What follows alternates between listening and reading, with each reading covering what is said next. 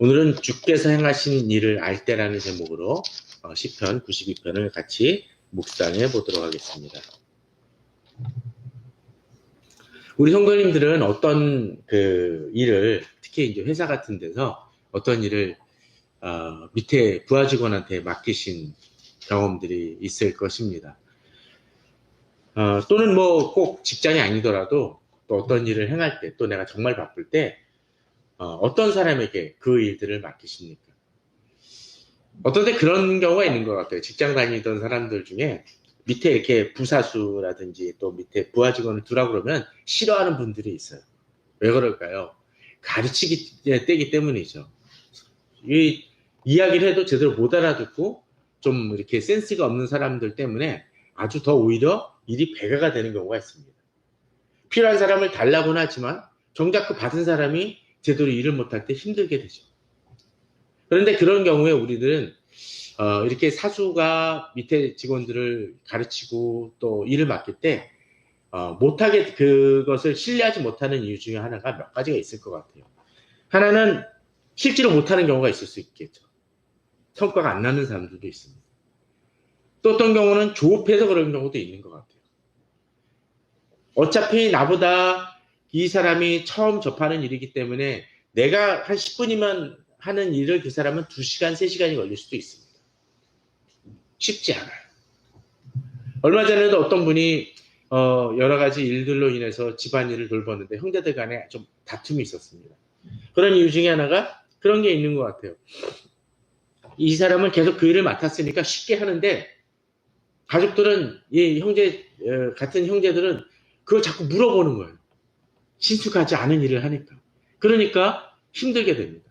그러나 그렇다고 해서 만약 그 일을 계속 끌어안고 다니면 어떻게 될까요? 자기만 힘들 때가 있습니다. 어떤 때는 기다려주고 또 돌아봐야 될 때도 있을 수 있습니다. 자녀들을 가르칠 때도 마찬가지죠. 처음엔 잘 못하는 것이 당연합니다. 그러나 계속적으로 반복하고 훈련함을 통해서 잘하는 단계까지 될 수가 있죠. 그런데 이렇게 밑에 사람이라든지 자녀들이라면 기다려줄 수가 있는데 그 일을 해야 될 사람이 어디에? 나의 동료일 때도 문제지만 어떨 때 더 힘들까요? 위에 있을 때. 직장 상사 중에 그런 분 있지 않습니까? 가만히 있으면 돕는 건데 뭔가 일을 하거나 뭔가 이렇게 일을 벌리게 되면 오히려 도움이 안 되고 짐이 되고 또 그것이 뒷수습해야 될 일들로 남을 때 우리는 고통스럽습니다. 저도 직장 다닐 때 가끔 그런 경험을 해본 적이 있습니다. 위에 상사가 돕기보다는 일을 벌려요. 실수를 합니다. 그러면서도 어떤 때 틀린 방향으로 그것이 옳다라고 우기는 사람이 있습니다. 제발 가만히만 있지. 왜 더 일을 2배로 만들고 3배로 만들고 힘들게 하냐라는 사람들이 있을 수 있습니다. 그래서 어떤 때 우리들은 이런 문제들을 해결할 때 상사는 참 힘들게 되지만 같이 일을 풀어갈 때에 있어서는 믿을 만한 사람한테 그 일을 맡기고 해결하기를 원할 때가 있습니다. 근데 그런 사람한테 일을 맡길 때는 어떻습니까? 신경 안 써도 돼요. 다 알아서 할 테니까. 우리 성도님들은 그런 사람이 주변에 있습니까? 어떤 때 모든 일일 수는 없겠지만 어떤 때 회사 일이든 집안일이든 또는 개인적인 부탁의 문제든 이 사람한테만큼은 해결할 수 있다는 것을 믿기 때문에 맡기고 더 이상 질문하거나 그런 것 없이 나아질 때 그냥 나아갈 때가 있습니다. 또 심지어는 내가 생각지 못했던 것보다 더 잘하는 사람들도 있을 수 있겠죠. 그런데 그런 사람을 찾기는 쉽지 않을 것입니다. 그런데 우리에게는 그런 분이 계시죠. 바로 하나님이십니다. 어떤 때 내가 예측하지 못한 것이라 할지라도 하나님은 그 일을 행해 주실 수 있는 분임을 알기 때문에 우리는 그분께 맡길 수 있습니다. 어떤 때 내 마음이 불안해서 하나님께 맡기지 못한다 할지라도 하나님이 나에 대한 마음과 신실하심을 알기 때문에 분명 일은 이루어질 것을 우리는 믿고 나아갈 수 있습니다. 아니 믿지 못한다 할지라도 그 일은 진행되어지는 것입니다. 평안으로 맡기느냐 불안으로 맡기느냐 그저 차이일 뿐입니다. 오늘 본문은 바로 그런 것들을 잘 보여주는 본문이라고 생각이 되어집니다. 그런 차원에서 이제 7월 이제 25년 하반기를 이제 주님과 동행하고 또 주님께 맡기는 그 모습을 어떻게 행할 것인지를 또 그 장점은 무엇인지를 돌아보는 저희들이 되었으면 합니다. 시편 92편은 1절에서 3절까지가 한 문장처럼 되어 있습니다. 개역개정판은 그렇게 되어 있어요. 그래서 최근에 나오는 번역들은 이것을 좀 나눠 놓기도 합니다. 굳이 뭐 이 시간대는 그것을 뭐 신학적으로 따지거나 성경 해석학적으로 따지는 시간은 아니기 때문에 그냥 1절에서 3절까지를 좀 살펴보았으면 합니다. 자, 여기서 시편 기자는 주님을 어떻게 부르고 있나요? 지존자여라고 되어 있습니다. 가장 높으신 하나님이란 말이죠. 호칭에 따라서 그 사람을 대하는 방법은 다르게 됩니다. 그죠? 호칭에 따라서 그 사람을 어떻게 여기고 존중하고 신뢰하는지를 보여줍니다.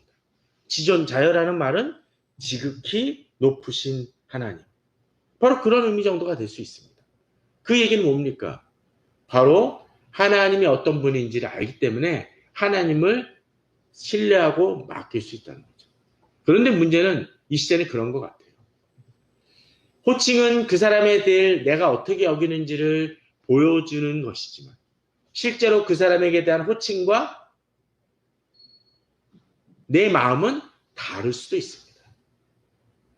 그렇게 우리는 이 간극을 줄여나가고 진정 내가 부르는 호칭대로 그 사람을 믿고 또 맡기고 또 하나님에 대해서 특히 신뢰할 수 있는 저희가 되어야 됩니다. 본문은 또한 그렇게 얘기합니다. 이 지존자를 어떻게 해요? 시편금과 비파와 수금으로 여호와께 감사하며. 이렇게 악기를 거론하는 언급하는 이유가 뭘까요? 여러 가지 악기를 언급하는 이유 중에 하나는 하나님이 그렇게 높으신 분이고 그것에 합당한 분이라는 거죠. 만일 어떤 그 공연을 갔어요. 뭐 몇만 명 모이는 공연을 딱 갔는데 그런데 갑자기 저기서 그 공연을 주도하던 가수가 저를 보더니 저기에 문양호 목사님이 계십니다. 모든 밴드는 이분을 높이는 그 노래를 같이 부릅시다라고 한다면 저는 당황하고 쥐구멍에 들어갈 것 같이 여겨질 것입니다. 그런데 만약 그 자리에 대통령이라든가 무슨 아주 높으신 그런 사람이 있다라면 그거에 대해서는 전혀 이상하지 않을 것입니다. 제가 굳이 이런 얘기를 하는 이유가 뭡니까? 지존자이기 때문에 시편금과 비파와 수금으로 여호와께 감사하는 것은 당연한 것입니다. 또 주의 이름을 찬양하는 것은 또한 당연하다라는 거죠. 그리고 오늘 시편 기자는 또한 뭐라고 얘기합니까? 그 1절에 3절 후반에 보면 아침마다 또는 밤마다라고 되어 있습니다. 아침마다 주의 인자심을 알립니다. 밤마다 주의 성실하심을 베풀미 좋다라고 되어 있습니다. 이게 어떤 의미일까요?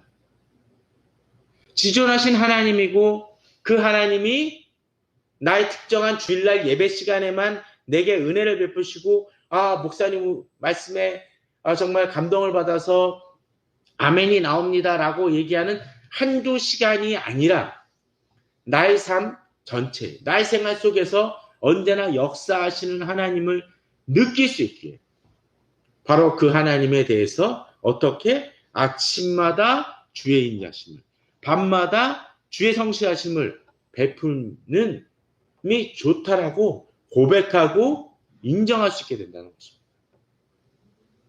만일 이것 합당하지 않은 사람한테 이렇게 얘기한다면 뭘까요? 그 사람에 대해서 놀리는 거나 또는 아첨이 될 것입니다. 그러나 진정 주님이 이렇게 행하실 때 또 내게 정말로 많은 것을 주고 많은 것을 배려하고 사랑을 베풀고 나의 문제를 해결해 주는 사람이 있을 때는 어때요? 그것은 너무나 진정 감사하고 타당한 그 감사의 표시인 것처럼 하나님에 대해서 내가 어떻게 느끼느냐가 결국은 하나님을 의뢰할 수 있느냐 없느냐의 차이로 귀결이 되어진 것입니다. 성도님에게 이런 마음이 있습니까? 없다면 우리가 하나님을 느끼지 못하고 살아가는 것일 수 있고, 또 이렇게 찬양하지 못한다는 얘기는 하루하루 생활할 때 하나님과 동행하지 않는 삶을 살아가고 있기 때문일 수도 있습니다.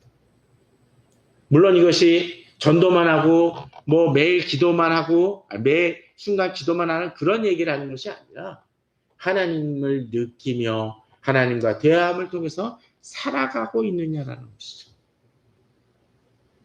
자, 그러면 이 지존하신 하나님께서 우리에게 어떤 존재이신지를 또 더 살펴봤으면 합니다. 4, 5절입니다. 여호와여 주께서 행하신 일로 나를 기쁘게 하셨으니 주의 손이 행하신 일로 말미암아 내가 높이 외치리이다. 여호와여 주께서 행하신 일이 어찌 그리 크신지요. 주의 생각이 매우 기쁘시나이다라고 했습니다. 자, 이 구절을 4, 5절을 보게 되면 반복되는 구절들이 단락들이 있습니다. 뭐 첫 번째로 뭐 그런 게 있을 수가 있겠죠. 여호와여, 여호와여 당연히. 그 다음에 주라는 말이 계속적으로 반복되어지기도 합니다. 그런데 저는 좀 더 이렇게 한번 살펴봤으면 합니다. 바로 우리 설교 오늘 말씀 나눌 말씀의 제목과도 같습니다. 어떤 거죠? 주께서 행하신 일이라는 것이죠. 앞서 제가 예를 처음에 설교 서문에 얘기를 했던 것처럼 어떤 상사가 행하는 일이 있습니다. 행하는 일이 있을 때 우리는 어떻게 해요? 아까 얘기했던 것처럼 야 정말 저분이라면 믿어. 잘하실 거야 라고 막 쫓아가는 사람이 있는 반면에 어느 상관이 이렇게 하면 뭐 하죠? 또 뭔 사고를 치려고. 그리고 또 나중에 발뺌하는 사람이 있죠. 그러면 어떡합니까? 미리 대안과 해결책을 준비해 놓습니다. 그러고서는 뭐 하죠? 이제 가서 그분이 갑자기 뒤집어 놓으면 이제 상사님 이 문제를 좀 이렇게 해결하면 좋지 않을까요? 라고 얘기합니다. 전 아직도 가끔씩 기억이 나고 예를 들기도 하는데 대학교 때 무슨 데이터 스트럭처라는 그 강의를 들은 적이 있습니다. 리커시브라고 해서 막 순환구조로 막 복잡한 문제가 있었어요. 미리 공부를 했었기 때문에 저랑 같이 스타일을 했던 사람들은 별로 어려운 부분이 아니었습니다. 그 부분에 대해서만 잘 알고 있었다는 얘기지 제가 아주 공부를 잘했다는 얘기는 아니니 오해 마십시오. 그런데 그것을 잘 알고 있었기 때문에 이렇게 하면 된다는 걸 다 이해를 했는데 교수님이 하다가 강의를 하다가 꼬였어요. 그래가지고 강의 시간 한 절반을 그걸 이게 아니고 이게 아니고 이렇게 하면서 막 헤매다가 결국 가서 이제 해결은 봤습니다. 그리고 하시는 말씀이 뭐였을까요? 우리가 오늘 이렇게 헤맸던 이유는 라고 얘기를 합니다. 친구들하고 속닥속닥 했던 얘기가 뭔지 아십니까? 우리는 안 헤맸는데 지도자가 그렇게 혼란에 빠지고 문제에 빠질 때 그러고 나중에 얘기를 뭐라고 해요?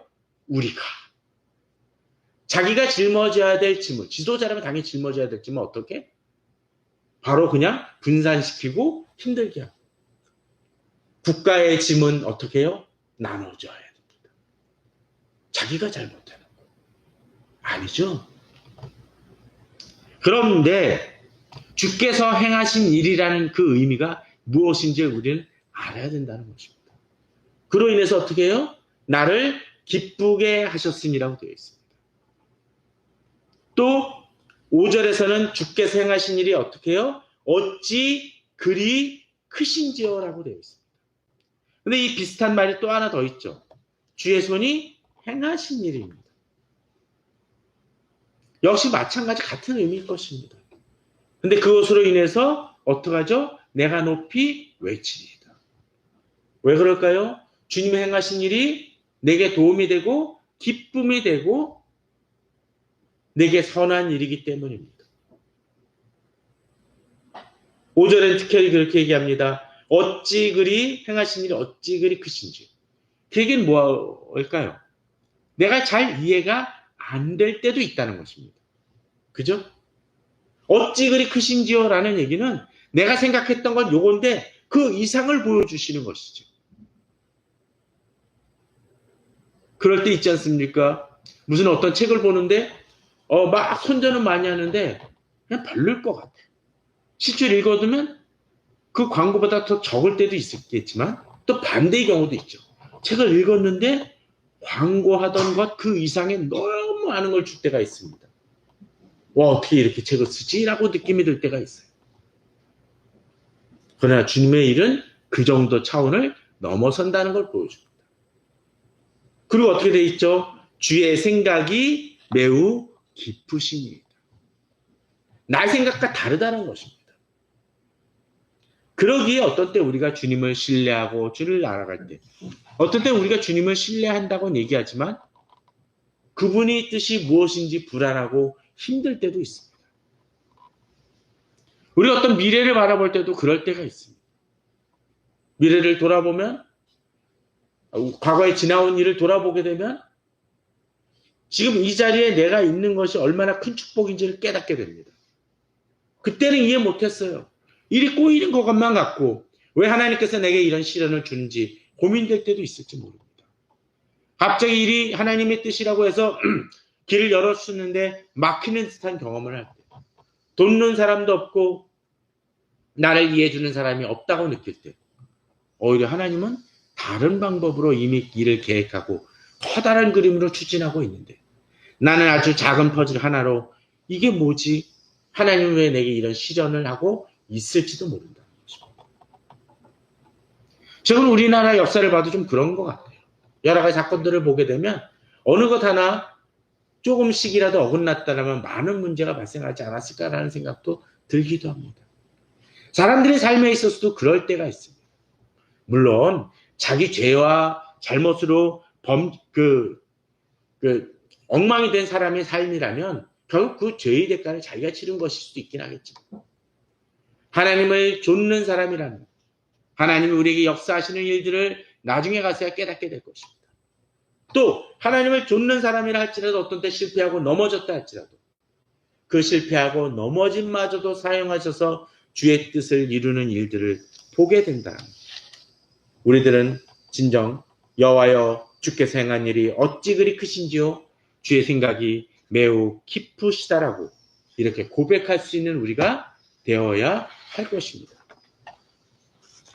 이제 그런데 이 본문은 또 재미난 부분을 보여줍니다. 그렇게 주께서 행하신 크신 일이 있는데 주의 행하신 일과 상관없이 살아가는 자들이 있다는 거죠. 주께서 행하신 일을 깨닫지 못하고 사는 자들이 있습니다. 그런 사람들을 오늘 본문은 뭐라고 얘기합니까? 어리석은 자, 또 어떤 사람이요? 무지한 자들이라고 얘기합니다. 그런 사람들은 어떻게 합니까? 알지 못하고 깨닫지 못합니다. 우리도 무지하고 깨닫지 못하는 일인 것은 맞습니다. 그러나 그럼에도 불구하고 주님이 어떤 분인지를 알고 신뢰하기 때문에 나중에 가서는 어떻게 해야 돼요? 주님의 생각이 이렇게 깊으시나이다 라는 것을 깨닫고 고백하고 찬양합니다. 근데 어리석은 자들은 뭐 합니까? 알지 못하며 무지한 자들은 이를 깨닫지 못한다고 되어 있습니다. 지금 여기서 얘기하는 어리석은 자, 무지한 자라는 것이 학식 있는 사람들 얘기합니까? 박사학위 얘기하는 사람들을 얘기합니까? 아닙니다. 어떤 데 신앙 연륜이 있다고 해서 깨닫는 것입니까? 아닙니다. 하나님 앞에서 내 마음이 하나님을 찬양하며 하나님을 좇고자 하는 사람인지가 바로 이 부분의 판단 기준이라는 거죠.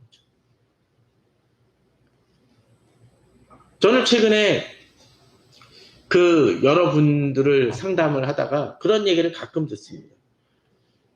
그분들의 공통점이 참 교회에 열심히고 수고하고 헌신적으로 일하는 분인데 그분들이 제게 고백했던 그 얘기들 중에 하나는 우리 목사님은 왜? 라는 얘기를 종종 들었습니다.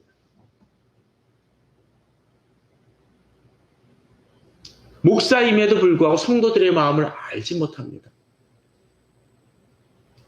하나님에 대해서 얘기하지만 결국 어떤 느낌이 들까요? 그 성도들은 그 목사님이 얘기하는 하나님에 대해서는 별로 신뢰하지 못할 수 있습니다. 신뢰하더라도 한계를 지니고 나올 수 있습니다. 저는 목사님들을 폄하하려는 것들이 아니라 어떤 때는 목사마저도 어떤 때는 하나님의 마음을 제대로 헤아리지 못한다라는, 성도들의 마음을 헤아리지 못하고 어리석은 자, 무지한 자가 되어버릴 수 있다라는 것이죠. 그런데 솔직하게 얘기해서 그런 사람들이 당장은 더 성공하는 것처럼 비춰질 때도 있습니다. 차를 몰고 가다 보면 그런 사람들이 있지 않습니까? 막 셉치기를 해요. 막 열불이 납니다. 그러나 그런 사람들을 막 차 막힐 땐 그렇죠. 근데 그런 사람들이 더 빨리 가는 것 같아요. 그렇지 않나요? 또 불법을 행하는 사람들이 더 빨리 가는 것 같습니다. 세금 안 내려고 바둥바둥하는 사람이 더 쉽게 성공하는 것 같습니다. 아첨하는 사람들이 더 잘 되는 것 같습니다. 그런데 오늘 보십시오. 7절에 악인들은 풀같이 자라고 악을 행하는 자들은 다 흥황할지라도 영원히 멸망하리다. 풀같이 자란다는 얘기 뭡니까? 나무는 자랄 때 어떻게 되나요? 빨리 안 자랍니다. 그죠? 물론 묘목일 때는 쉽게 자랄 때도 있지만 그에 반해서 풀은 어떡합니까? 순식간에 자라납니다. 독버섯 자라는 거 비 올 때 흡할 때 한번 보시게 되면 그 전날엔 아무것도 없다 갑자기 쑥 나올 때가 있어요. 여름철에 채소도 마찬가지입니다. 쉽게 쑥쑥 자라납니다. 그런데 그 채소들이, 그 풀들이 어떻게 하나요? 어느 정도 시간이 지나면 어떻게 되나요? 다 사라져 버릴 때가 있습니다. 시들어 말라버리죠. 최근에 러브버거 때문에 고생하신 분들도 있을 것입니다. 막 붙어있고 난립니다.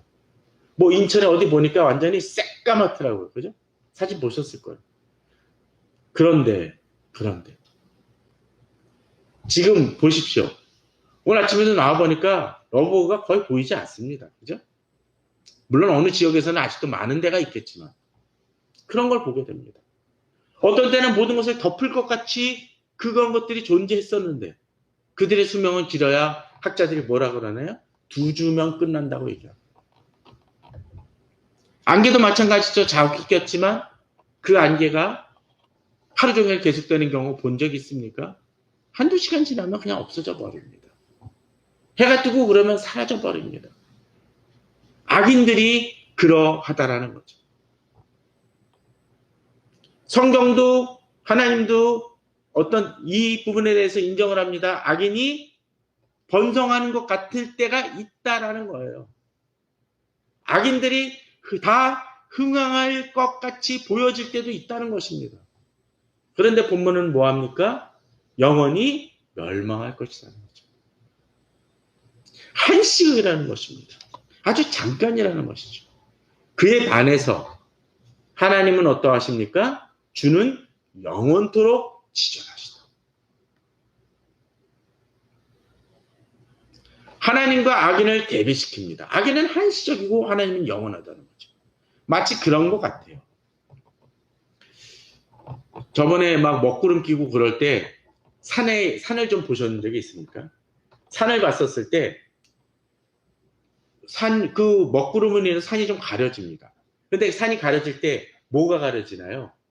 높은 산과 낮은 산이 있으면 어떤 산이 가려지나요? 높은 산이 가려지죠. 낮은 산이 존재합니다. 근데 높은 산이 가려졌다고 해서 이 낮은 산이 이제 대장이 되고 제일 높은 산이 되는 것입니까? 아니에요. 잠시 구름에 가려져서 안 보일 뿐이라는 것이죠. 사람이 그렇다는 것입니다. 하나님이 그렇다는 것입니다. 우리 시각으로는 잠시 먹구름이 가리는 것 같지만 그 산이 존재하는 것처럼 하나님은 존재하시며 다스리시는 분이라. 지존하시다는 사실이 달라지지 않는다는 거죠. 시대가 혼란스러우면 가끔씩 막 그 이상한 사람들이 득세하고 막 그 힘을 쓰는 것 같습니다. 그런데 지도자가 갑자기 나타나서 그런 것들을 어떻게 합니까? 다 정리해버리죠. 잠시 멈춘다고 해서 정의가 실현되지 않는 것이 아니라는 것입니다. 바로 오늘 본문은 하나님과 악인을 대비시킵니다. 하나님은 어떻게 하십니까? 원수들을 패망시킵니다. 죄악을 행하는 자들을 흩으실 것이라고 얘기합니다. 그러나 그에 반해서 어떻게 하십니까? 주께서 내 뿔을 들소리 북까지 높이셨습니다. 바로 높은 기. 또 내게 신선한 기름을 부으셨다는 건 뭡니까? 나를 제사장, 왕, 그렇게 선지자로 세우심을 의미합니다. 높이신다는 것이. 마치 왕관을 씌우시는 것처럼. 기름을 씌운다는 건 특별히 구분하고 임명한다는 것입니다. 악인들은 잠시 득세하는 것 같지만 결코 그들은 영원할 수 없다라는 것이죠. 또 하나님은 우리를 이렇게 높이시면서 악인들에 대해서는 어떻게 합니까? 바로 이것을 다스리신 하나님이 어떤 분이십니까? 8절, 9절, 10절에 보면 주여 신들 중에 주와 같은 자 없사오며 주의 행하심과 같은 일도 없나이다. 바로 시편 기자는 악인들의 패망을 통해서 어떤 것을 느낍니까? 하나님이 어떤 분, 곧 지존하신 하나님이 어떤 분인지를 느끼게 됩니다. 특별히 8절, 저기 잘못 나갔습니다. 여기 죄송합니다. 네. 바로 하나님께서는 11절에 보게 되면 내 원수들이 보응받는 것을 내 눈으로 보며 일어나 나를 치는 행악자들이 보응받는 것을 내 귀로 들었도다라고 되어 있습니다. 우리는 악인들이 심판받는 것을 보게 된다고 하죠. 어떤 때 악인들이 잘 되는 거, 나보다 잘난 사람이 잘 되는 거 어떻습니까? 눈꼴이 쉴 때가 있어요. 힘들 때가 있어요. 그 보는 것 자체가 견디기 힘들 때가 있습니다. 우리 성도님들 중에 그런 분들 가끔 있지 않습니까? 내게 평안을 주기보다는 나를 힘들게 하는 사람들이 있곤 합니다. 그런데 이제 그 어떤 것을 보게 됩니까? 내 원수들이 보응받는 것을 내 눈으로 보며 일어나 나를 치는 행악자들이 보응받는 것을 내 귀로 들었도다. 나를 공격하는 대적들이 이제 저기서 넘어지고 패망했다는 소식을 이제 들려온다는 것입니다. 그것만큼 기쁜 소식이 어떻겠습니까? 마치 우리나라 백성들이 이제 내년이 다음 달이면 이제 8월 10월 이제 광복절이기도 한데 광복절 때 사람들이 그 소리를 들었습니다. 듣고 어떡하죠? 아무것도 뭐 히로시마나 뭐 그런데 핵폭탄이 터졌다거나 그런 걸 보지 못했습니다. 그러나 어떡합니까? 들리기 시작을 합니다.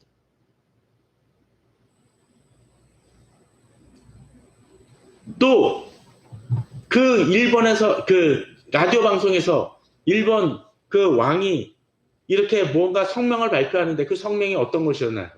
우리나라 말로 했나요? 아니죠. 동시통역도 아니고 더빙도 아니고 라이브로 나오긴 하지만 그게 어떤 거였나요? 일본 말로였어요. 비록 그 일본 말을 많이 배웠다 할지라도 다 듣지 모르는 아직은 깨닫지 못하는 이들도 있었을 것입니다. 그러나 그 소식은 어떤 것이에요? 그들이 패망했다는 사실을 전하는 것이라는 거죠. 악인들은 그러합니다. 앞에서 악인과 하나님을 대비시켰다면 이제 그 악인들의 패망을 보면서 이제 그 하나님을 좇는 우리들이 악인들과 대비해서 어떤 모습을 보여주는지를 이제 12절에서 14절은 특별히 보여줍니다. 자, 우리를 하나님이 뭐라고 얘기하시나요? 특별히 그들을 앞서는 악인은 뭐라 그랬나요? 풀같이 흥황하나 했었으니까 풀이죠. 풀. 한시적인 거예요. 그에 반해서 의인은 어떻습니까? 나무예요. 나무. 종려나무 레바논의 백향. 특히 그 나무들이 어떻습니까? 그 나무들이긴 나무들인데 귀함을 받는 나무입니다. 그런데 그 나무들이 어떡합니까? 번성하며 레바논의 백향목은 또 성장할 것이다. 그렇게 나무들이 성장하는 거죠. 진정 악인에 비해서 악인이 잠시 득세하지만 결국 여름철 지나가면 그것이 다 사그러지고 나무만 남는 것처럼 하나님이 우리를 높이신다는 것입니다. 우리는 그 믿음이 있어야 됩니다. 그런데 여기서 한 가지 또 재미난 사실이 있습니다. 13절입니다. 이는 여호와 집에 심겼음이며 우리 하나님의 뜰 안에서 번성하리로이다. 이 구절을 보면서 혹시 지금까지 우리가 시편을 보면서 느꼈던 몇 내용들이 나옵니다. 우리를 어떻게 얘기하시죠? 우리를 주님의 전 안에 들이시고 주님의 뜰 안에 두셨다라는 구절을 우리는 시편에서 지난 이전 설교들에서 들었었고 묵상했었습니다. 근데 오늘 본문도 뭐라고 돼 있어요? 우리 하나님의 뜰 안에서 번성할 것이라고 돼 있어요. 우리가 어떻게 해요? 여호와의 집에 심겨졌다라는 것이죠. 곰곰이 생각해 보십시오. 나무들은 참 많이 있습니다. 그런데 그 나무들 중에서 아무리 좋은 나무라 할지라도 어디 그냥 야산이라든지 노지에 심겨 있으면 어떡합니까? 언제든지 그것을 베어버릴 수도 있습니다. 그런데 우리가 어디 있어요? 여호와의 뜰이고 집이라는 것입니다. 거기에 심겨졌다는 건 뭡니까? 아주 관리가 되어지고 존중받고 귀하게 여김을 받는다는 거죠. 가끔 그런 분들이 있죠. 시골에서 태어나서 시골에서 살다가, 아니 서울 시내도 마찬가지긴 한데, 그러다가 오래간만에 뭐 수십 년 만에 이렇게 그 고향이나 자기가 태어난 곳, 어렸을 때 살던 곳을 가본 경험이 있으십니까? 그런데 거기에 그 집이 그대로 있을 때 있죠. 그런데 마당에 있는 집은 어떻습니까? 그 집에 심겨놓은 나무가 예전엔 요만했는데 그대로 남겨져서 더 풍성히 자라 있는 모습을 볼 때가 있습니다. 그 나무가 지켜졌던 이유가 뭡니까? 그 집들 안에 있었기 때문이죠. 우리가 바로 하나님께서 우리를 그렇게 여겨주신다는 것입니다. 싱그러운에 커다란 나무가 심겨져 있고 관리되어진 나무라면 그 나무가 어떻게 될지에 대해서 걱정 안 해도 됩니다. 우리 모습이 그렇다는 것입니다. 언제 기회 되면 여호와의 뜰, 하나님의 뜰이라는 그 제목으로 한번 설교라든지 에세이를 한번 써보는 것도 좋겠다 생각이 듭니다. 성경에 보면 뜰이라는 개념이 참 많이 나와요. 그 안에 있을 때 안식하고 평안하다는 것을 우리는 느낄 수 있어야 됩니다. 근데 우리가 어디 있는지를 잘 알지 못할 때가 많이 있는 것 같아요. 노지에 있다고 생각을 하고 광야에 있다고 생각을 합니다. 그러다 보면은 말합니다. 우리가 어디? 여호와의 집에 섬겼으며 하나님의 뜰 안에 있다라는 것이죠. 그러기에 그가 비록 늙었어도 어떡합니까? 여전히 결실하며 진액이 풍족하고 빛이 청정하다고 되어 있습니다. 가끔씩 얘기를 하지만 그 길거리 돌아다니는 개나 고양이와 또 집에서 기르는 개나 고양이의 그 수명 차이는 어떻습니까? 엄청나게 차이가 나요.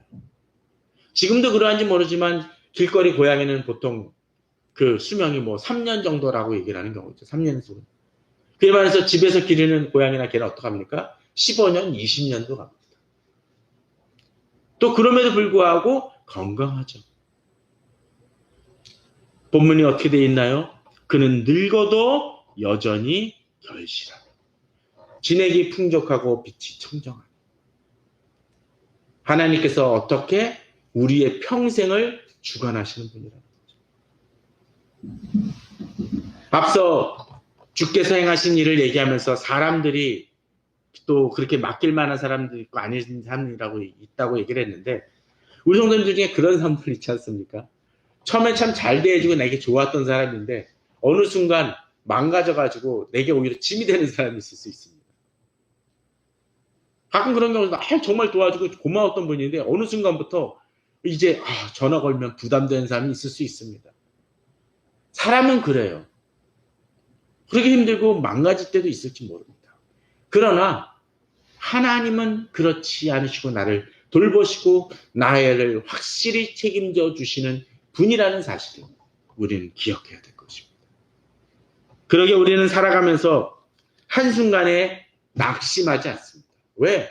주님이 뜰 안에 있기 때문에 나의 평생을 하나님이 책임져 주심을 믿기 때문이라는 것이죠. 저는 우리 성도님들이 그러한 믿음으로 나아가길 바랍니다. 우리가 주의 뜰 안에 있고 주께서 행하신 일로 인해서 기뻐할 수 있다라는 것을 우리에게 느끼시는 우리 성도님들 되시기를 바랍니다. 마지막 절은 이제 그렇게 얘기합니다. 여호와의 정직하신가 나의 바위 되신가 그에게는 불의가 없음이 선포되리다. 여호와는 정직하십니다. 정직하다는 건 뭡니까? 내게 거짓말하거나 또 말을 이렇게 과장하거나 더하는 그런 분이 아니라는 거죠. 그러니까 어떻게 돼요? 그 정직하심으로 인해서 흔들리지 않는 그게 됩니다. 나의 바위 되심이라는 거죠. 만일 등대면 어떻습니까? 등대만 바라보고 배가 가면 돼요. 근데 등대가 아니라 그게 만일 그 빛은 반짝반짝했는데 어느 트럭에 얹혀있는 그런 것이라면 어떻게 될까요? 배를 쫓아가다가 잘못된 길로 오히려 빠지고 위험에 빠질 수 있습니다. 지금 내가 의지하는 것이 뭔지를 봐야 된다. 내가 의지하는 것이 너무나 가변적이고 불변하는 것일 수 있습니다. 본문은 뭐라고 되어 있습니까? 여호와의 정직하신가? 그리고 그 정직하심으로 인해서 바위와 같은 존재라는 거죠. 흔들리지 않는 기둥입니다. 가벽은 언제든지 철거할 수 있습니다. 그러나 어떻게 합니까? 주의 내벽과 그 기둥은 바꿀 수 없습니다. 그게 기준이 된다는 거죠. 그리고 그분은 어떻습니까? 그에게는 불의가 없음이 선포됩니다. 악을 행하지 않는 분이시기 때문에 우리는 주님을 신뢰하고 더 나아갈 수가 있고 그분이 나에게 선을 행하는 분이라는 것을 믿고 나아갈 수 있다라는 것이죠. 그러게 우리들은 다시 한번 얘기 드리지만 우리가 어디? 주의 뜰 안에 있고 또 주께서 행하신 일이 내게 크고 깊고 어떤 땐 당장은 이해 안 된다 할지라도 내게 선을 행하시는 분이라는 것을 믿고 믿음으로 나아갈 수 있다라는 것입니다. 그러한 믿음으로 2025년 하반기를 이제 시작하고 또 평생을 주님께 맡기시고 살아가는 평안을 누리시는 우리 성도님들 되시기를 주님의 이름으로 축원합니다.